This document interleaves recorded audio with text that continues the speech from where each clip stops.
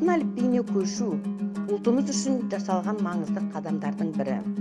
Ұлы дала елінің тарихына көз жүгіртсек, бірінші тұғыры байлық, жер, екіншісі тіл, үшіншісі мемлекет және оның тарихы болу керектігі айқындалады. Қазақстан Республикасының тұңғыш президенті Нұрсұлтан Әбішұлы Назарбаевтың 2017 жылы 12 сәуірде болашаққа бағдар рухани жаңғыру мақаласында біріншіден қазақ тілін біртіндеп латын әліпбиіне көшіру жұмыстарын бастауымыз керек. Біз бұл мәселеге неғұрлым дәйектілік қажеттілігін терең түсініп, байыппен қарап келеміз және оған кірісуге тәуелсіздік алғаннан бері мұқият дайындалдық деп айтқан еді.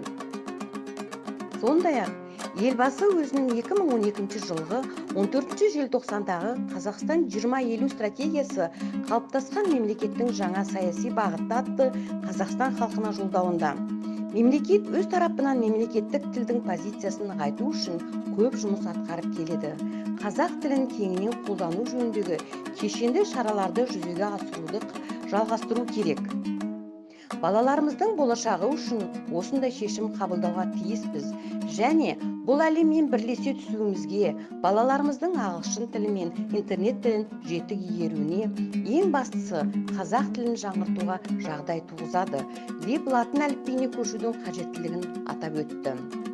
Біздің қазіргі кирилл әліпбиіндегі қазақ тіліміз Қазақстан Республикасының мемлекеттік тілі, сонымен қатар Ресей, Өзбекстан, Қытай, Моңғолия және тағы басқа елдерде тұратын қазақтардың ана тілі.